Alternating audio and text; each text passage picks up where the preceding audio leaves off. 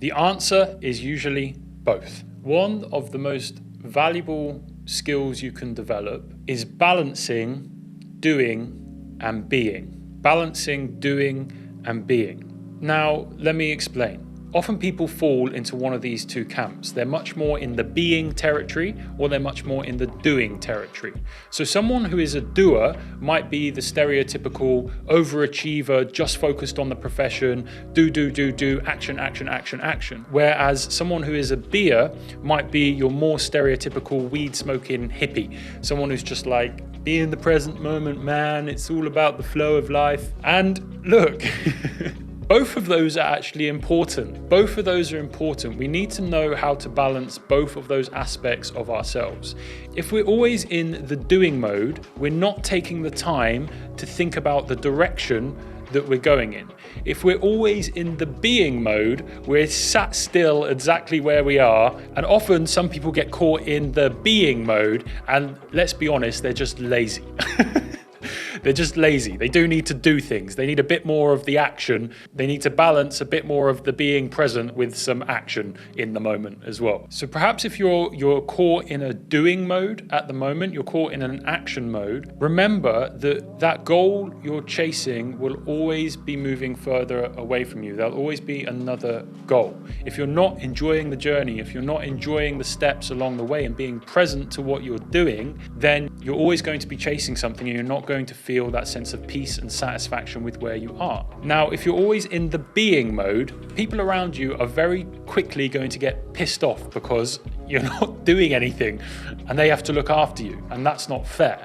Just to let you know, that can be sometimes frustrating for the people around you, as they have to sometimes pick up the slack from your lack of actions.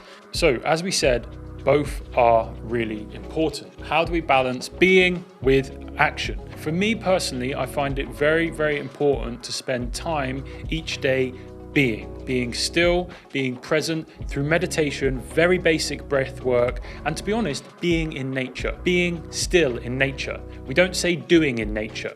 Notice that we would say, I want to go and be in nature. I'm not going to do in nature. I want to be still. I want to be present. You don't do present.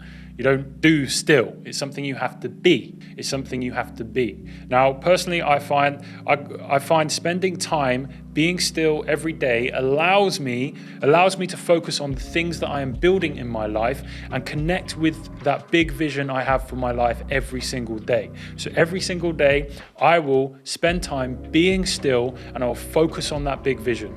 I'll focus on that big vision and I'll spend time focusing on who I need to be throughout the day to make those things happen. Who I need to be, how I need to show up throughout the day to make those things happen. So that stillness, that time in nature, that time meditating, being still, practice being the person that needs to show up for the day.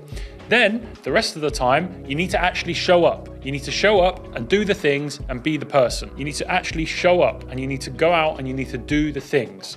So our internal state needs that time being. So how does action come into play? Now remember, we were given hands and these hands were used for creating. Your thoughts, your ideas, your imagination, that comes to life through your hands, through your actions. I like to think of it like that personally. So here's something you might have heard before. Our thoughts create our reality. Now that can be something that sounds pretty out there, but when you think about it logically, it actually makes perfect sense. Our thoughts lead to our feelings and our feelings lead to the actions that we take. Our actions lead to how we show up in the world and our actions produce the results of our life.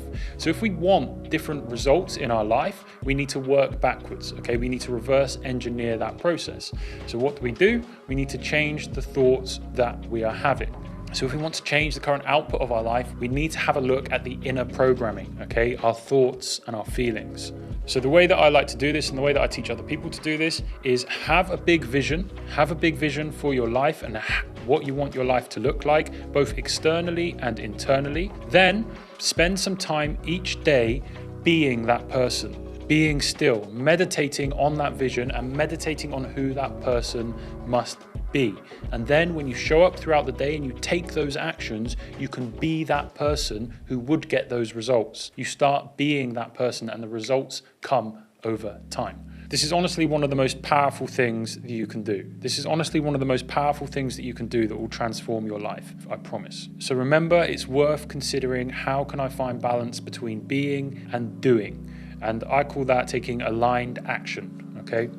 Aligned action, actions that are aligned with your beingness, actions that are aligned with you as a human being. As you show up as that person, you will produce the results that that person would produce.